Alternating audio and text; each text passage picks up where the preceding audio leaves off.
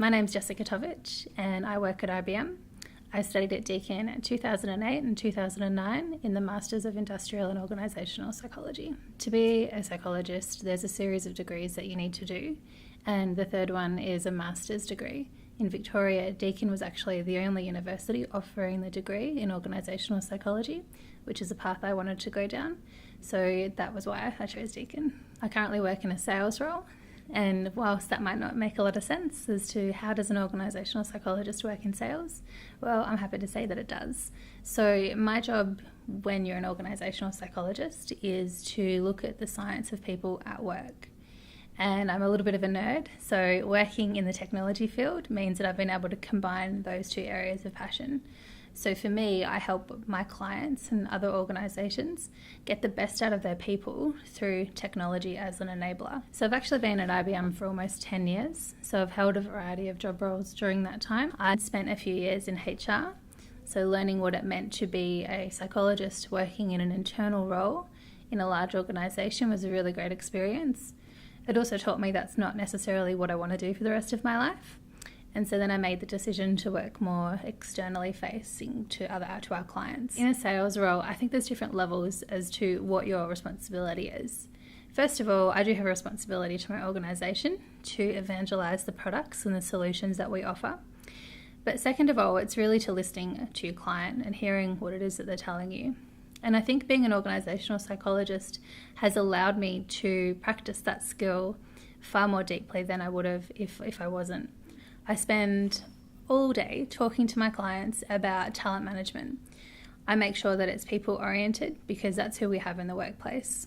So as an organisational psychologist, I can speak to my clients about the end-to-end life cycle of their employees. A highlight that I've had at IBM through being an organisational psychologist, I would have to say, is the travel. Some examples of my travel at IBM include my time in India. I spent 1 month there working with an NGO. In a similar program modelled off Peace Corps, we actually worked with an NGO to help her achieve her business goals. And that was a fantastic opportunity. I worked with other IBMers from all around the world, and we were dedicated to her cause. We were able to use our experiences, our knowledge, to shape what she was trying to achieve, but may not have had the time or the resources to do so. Studying at Deakin allowed me to create more networks. So for example, I worked closely with the Australian Psychological Society, specifically in the College of Organisational Psychologists. I started off as a volunteer, and then as time went on, I took on additional responsibility. So for about 2.5 years, I was the events coordinator, and I was then asked to be the deputy chair. I've actually stepped down from that role after about 3 years on the committee because I have enjoyed my study so much at Deakin. I'm actually going back and I've just started my PhD. I became a Deakin alumni because of the connections that it gives you. I think that in the world that we work in now, connecting with other people is so important. I think the advantages of being a Deakin alumni is having that connection back to the university, but also some of the events that the alumni community offer.